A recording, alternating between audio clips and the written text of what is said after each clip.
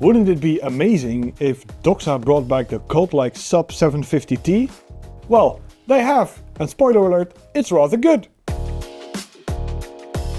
Doxa's diving legacy is second to none, as the design, first introduced in 1967, has very much stood the test of time and remains very popular to this day.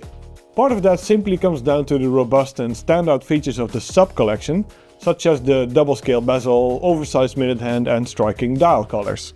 While the trend in watchmaking may be to downsize dimensions, which Doxa has done with its sub 200T collection for instance, the 750T remains as stout and bulky as it has always been.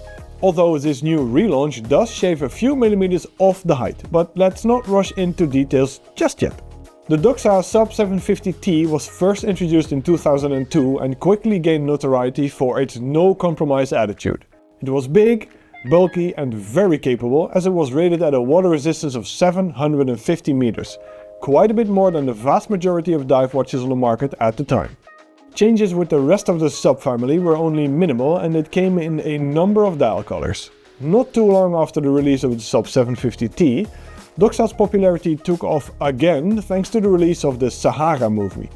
Based on Clive Cussler's best-selling novel from 1992, it was the main character Dirk Pitt who famously wore a Doxa on his adventures. As a result, actor Matthew McConaughey, who portrayed Dirk Pitt in the movie, wore a Doxa. Admittedly, this was not a sub 750T, but rather a sub 300T. Still keeping track?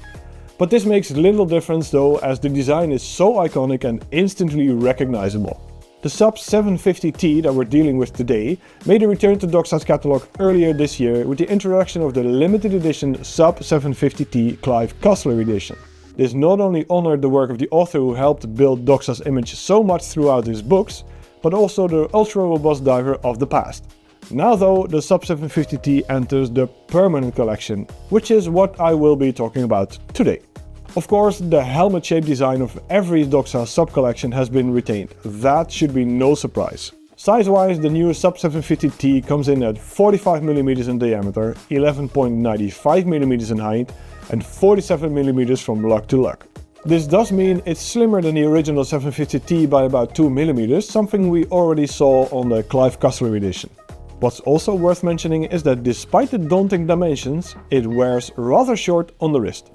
The construction is as robust as you can imagine, with a unidirectional rotating bezel and a signature double scale on top. On the right there's a screw-down crown recessed into the case flank. A flat sapphire crystal protects the dial, and the ball-shaped solid steel caseback does the same for the movement. And as you've guessed it, the new sub 750T is also water resistant to 750 meters. For the dial, Doxa offers almost its whole spectrum of colors. It comes in professional orange, shark hunter black, white pearl white, sea rambler silver, Caribbean blue, diving star yellow, aquamarine turquoise and of course the latest color, sea emerald green. The layout again is very familiar territory, with large luminous and square hour markers, central hands with luminous insert and the date at 3. The finishing touches include again a crosshair-like design and the fact this is indeed a sub 750T marked in the bottom right corner. For the movement, Doxa unsurprisingly chose for reliability. The Sellita SW300 that powers the sub 750T was found in the sub 1500T as well, but now it delivers a solid 56 hours of power reserve instead of 42.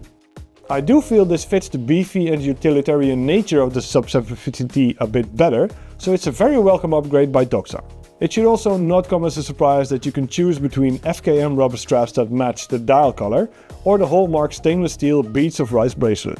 And both come with the extendable ratcheting folding clasp, which means you can quickly adjust the size of your watch without taking it off. In terms of prices, the Doxa sub 750T retails for €2,650 on the FKM rubber strap or €2,690 on the steel bracelet. That means, with the exception of chronographs or carbon, ceramic and gold editions, it sits at the top of the sub range by Doxa. But it's by no means an unreachable watch.